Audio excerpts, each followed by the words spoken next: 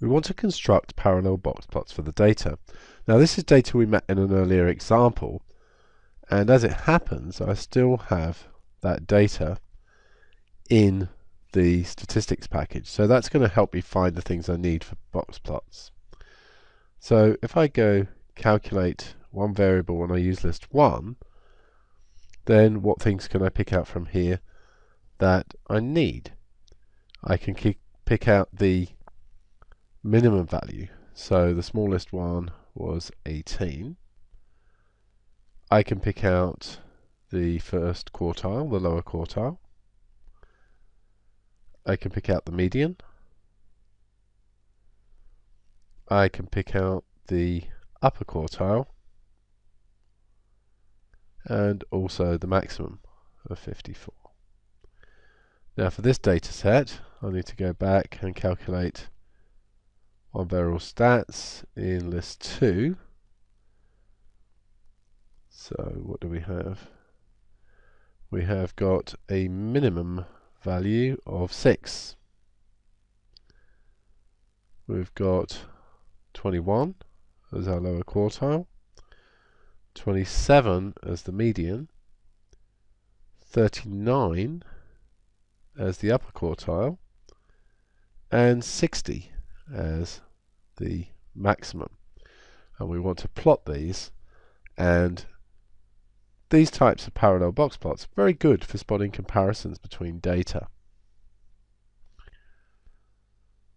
Okay, so what we need is a scale, and I think if we start at 0 and go up in tens, that would work quite nicely on this. So what, 0, 10, 20, 30, 40, 50, 60, that would go well. And so we'll do class A along this line, and I'll do class B along this line. So the minimum for class A is 18, so that's just here. The maximum was at 54, and then the lower quartile was at 27. The upper quartile at 39, and the median's at 33. So just there. Okay, so we need to produce a box.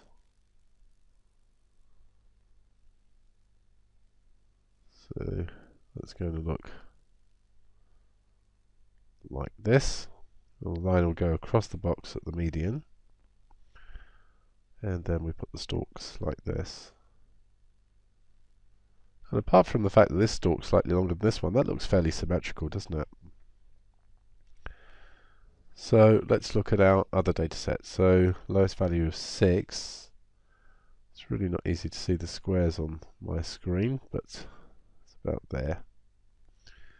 60, that's easy to find. Then we've got 21 as the lower quartile. So 21 is about here. 27 as the median. So that's in the same place as the lower quartile for this one. 39 is the upper quartile, that's the same. The upper quartiles are actually equal. And then we'll produce a box plot for that. So